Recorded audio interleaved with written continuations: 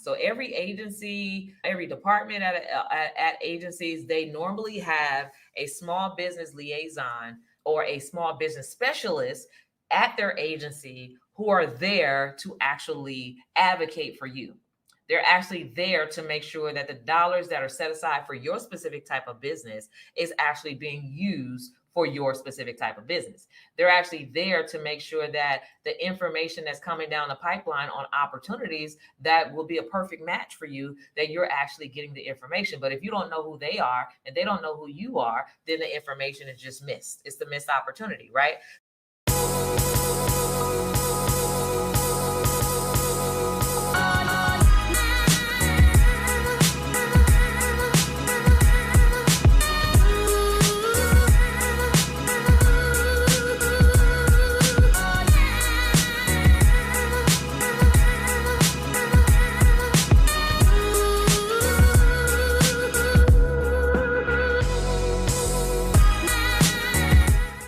How many of you are either looking to grow your business with government contracts or trying to figure out the steps to navigating government contracts, or just getting started with government contracts? Or maybe you've started a while back, a year or two, and you're still trying to figure out the steps, right?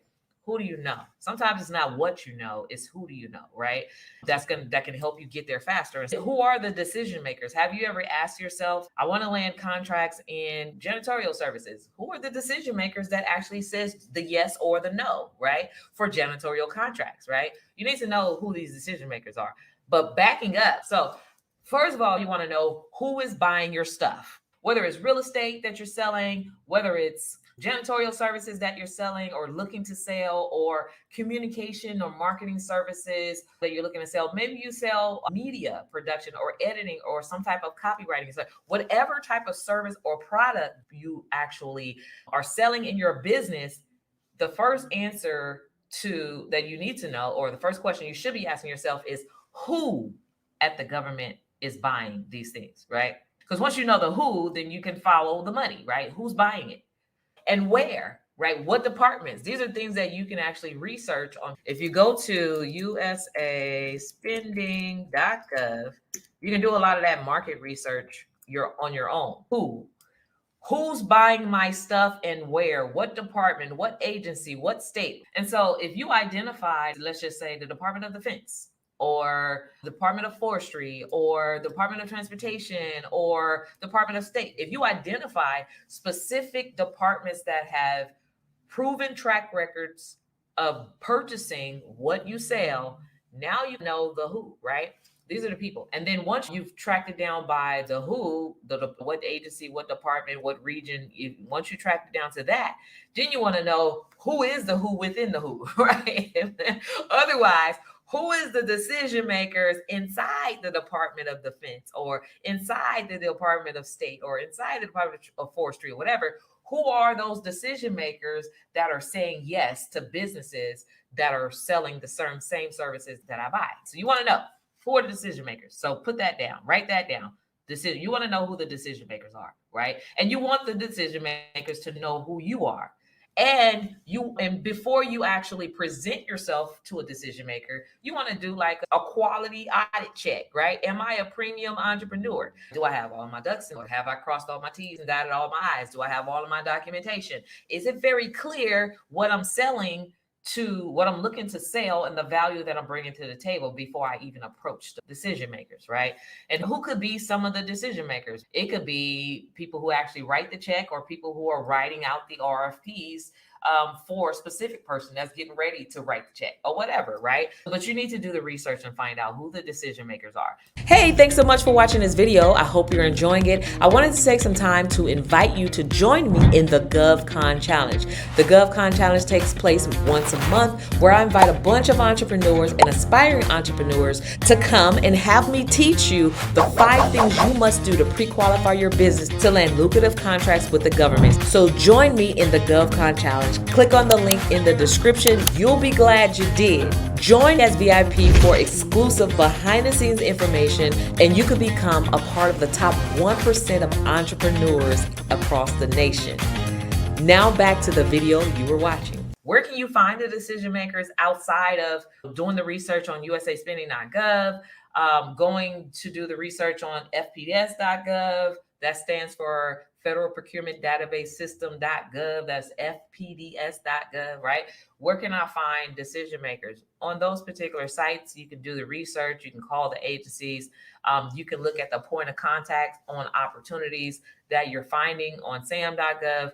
So those decision makers are like, they're very present. Like the information is accessible to you, but you got to do the work. So a lot of times people think that they can just do things behind the scenes and sit behind four walls closed in to grow a business. But I'm here to tell you that no, you need to get your name out, and people need to know your face, and they need to know, your personality, because people do business with people who they know. And so anyway, one of the people that you need to know are the decision makers. That's how you do the research. Number 2 on the list of people that you need to know are procurement officers.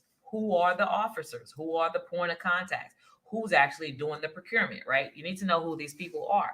How do you learn them, who they are? Like, do the research. You got to do some research, right? Small business liaison. So every agency, every department at agencies, they normally have a small business liaison or a small business specialist at their agency who are there to actually advocate for you. They're actually there to make sure that the dollars that are set aside for your specific type of business is actually being used for your specific type of business. They're actually there to make sure that the information that's coming down the pipeline on opportunities that will be a perfect match for you, that you're actually getting the information. But if you don't know who they are and they don't know who you are, then the information is just missed. It's the missed opportunity, right? So you want to know who the small business liaisons are at these agencies, right? So that's another who you need to know. Number 3 on my list are people that you need to know are prime contractors. I want to share my screen really quick because I want to show you this right here. So you want to know who the primes are, right? That's very important. If you don't know already, because maybe you haven't been consuming my content where I share so much information that's valuable for you or intentionally so that you can learn these things, right? There ideally are 3 ways to do government contracts. There are 3 ways, ideally, okay? The first way is you're the prime, right? You're doing direct sales to the government agency.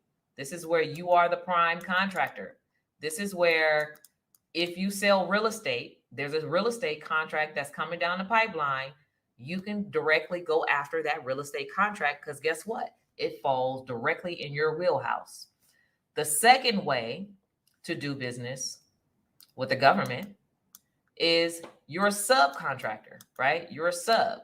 That means, what does it mean to sub? That means there's a prime contractor that has a real estate contract, but maybe you do landscaping.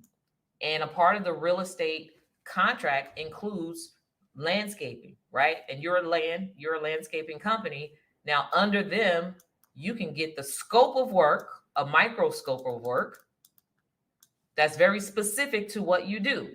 You can't, as a landscape artist, you cannot go after a real estate contract per se, but you can partner with a realtor that's going after that contract so that they can give you a piece of the work. So those are micro scopes of work that you can do as a subcontractor. So that's the second way. First way is the prime. Second way is the sub. And the third way that's becoming more and more like a open strategy, a easier way, faster way to access opportunities is you being a consultant, right? Consult, and I'll explain what that means. So you being a consultant just basically just means that you're the middleman, right? You're the middleman. This is the middleman strategy, right? And we teach basically in my 90-day accelerator, we teach all 3 of these strategies so you can choose or have a mix of all things going simultaneously so that you can really grow your company exponentially, right, in a very short period of time. As a middleman, the consultant, basically you find a direct fulfillment company, and then here's you, and then you connect them with the government contracting opportunity. You're the middleman that's connecting the government agency to the business that's going to do the work. And in the middle, you just make a 20% markup just by being the pass-through person to make this relationship happen. So that is the consultant, right, perspective. So are we clear about that, y'all? Just want to make sure y'all know. Okay, so prime contracting, subcontracting, and consultant, or AKA middleman strategy. Those are the three most popular common ways to actually do business with the government.